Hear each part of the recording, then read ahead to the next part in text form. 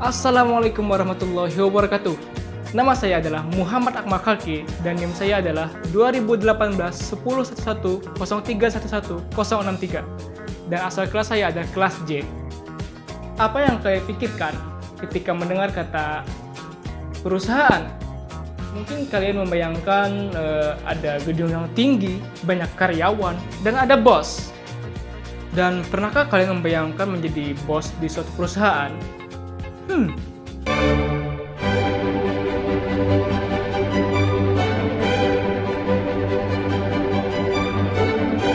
Menjadi bos bukan hanya tentang kamu mengatur keuangan atau mengatur investasi di mana-mana. Bukan hanya mengatur tentang karyawanmu yang banyak, tapi ada aspek-aspek yang lain yang lebih penting, yaitu hukum perusahaan. Berikut saya akan menjelaskan tentang hukum perusahaan. Come closer, my friend. Jadi di sini saya akan mulai menjelaskan apa itu hukum perusahaan. Nah, saya mulai dari yang pertama. Hukum perusahaan ialah keseluruhan kaidah hukum yang mengatur seluruh aspek dalam perusahaan itu sendiri. Nah, baik dari pendiriannya, proses kerjanya, maupun operasionalnya. Nah, dan ada banyak bentuk perusahaan atau hukum perusahaan. Yang pertama, bentuk persekutuan dan badan hukum sudah diatur dalam undang-undang. Firma dan persekutuan komanditer itu juga sudah diatur dalam KUHD. Nah, yang perseroan terbatas diatur dalam undang-undang juga. Kalau tidak salah itu nomor 40 tahun 2007. Dan koperasi, perusahaan umum, dan perusahaan perseroan itu sudah diatur juga dalam undang-undang. Nah, pertanyaannya adalah apakah firma dan persekutuan komanditer ini termasuk dalam badan hukum? Jawabannya adalah tidak. Nah, sedangkan dalam perseroan terbatas sama koperasi, perusahaan umum, dan perusahaan perseroan adalah badan hukum. Nah, di sini perseroan terbatas dan koperasi biasanya dimiliki oleh swasta, sedangkan perusahaan umum dan perusahaan perseroan dimiliki oleh BUMN. And the next one, bentuk usaha.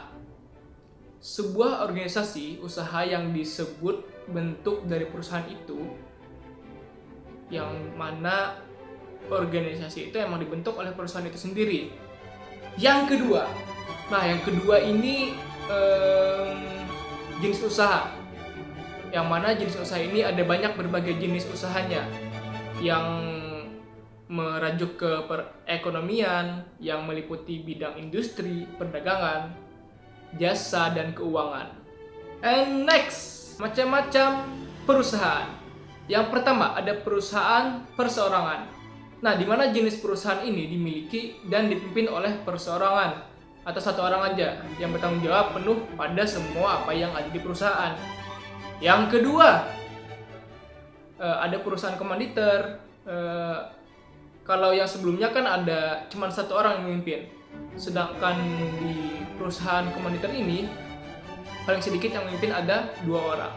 Nah, dengan maksimal 5 orang. Perusahaan ini lebih mudah dikembangkan. Ya, memang karena modal yang dimodalkan lebih besar karena ada 2 orang. Namun sangat rawan akan konflik. Misalnya ada 5 orang yang antara mereka 3 orang yang ya impostor lah kalau zaman sekarang. Jadi ada konflik, susah jadinya. Yang ketiga, perusahaan firma, yang mana hanya mempunyai batas maksimal untuk memegang perusahaannya, yaitu hanya 10 orang. 10 orang ini bersekutu untuk mengembangkan perusahaan. Untuk keuntungannya akan dibagi berdasarkan modal yang ditanam masing-masing anggota atau masing-masing dari yang memimpin tadi. Nah, untuk mendirikannya dengan baik, maka banyak persyaratan secara resmi yang harus diselesaikan terlebih dahulu. Yang keempat, masuk ke perseroan terbatas, di mana ini perusahaan ini terdiri dari pemegang saham yang mempunyai tanggung jawab serta tanggung jawab yang terbatas. Nah, sesuai dengan besaran modal yang ditanam. Nah, terus yang kelima itu ada BUMN. Nah, perusahaan ini kepentingan utamanya adalah melayani kepentingan umum dengan modal usaha di pemerintah itu sendiri, dengan pimpinan pun yang diangkat oleh pemerintah itu sendiri. Dan yang keenam, ada yayasan. Badan usaha ini bergerak dalam bidang sosial dan bisnis sekaligus. Biasanya berbagai hal yang terkait dengan yayasan ini berkaitan dengan akta pendirian, di mana pemiliknya memang harus benar-benar mempunyai hak atas tanah itu sendiri. Yang terakhir ada koperasi. Nah, kalian pasti sering dengar koperasi ini di antara masyarakat, yang mana usaha koperasi ini beranggota yang melaksanakan suatu usaha yang berdasarkan asas kekeluargaan, yang modalnya dari simpanan pokok, wajib, dan hibah dari anggotanya sendiri.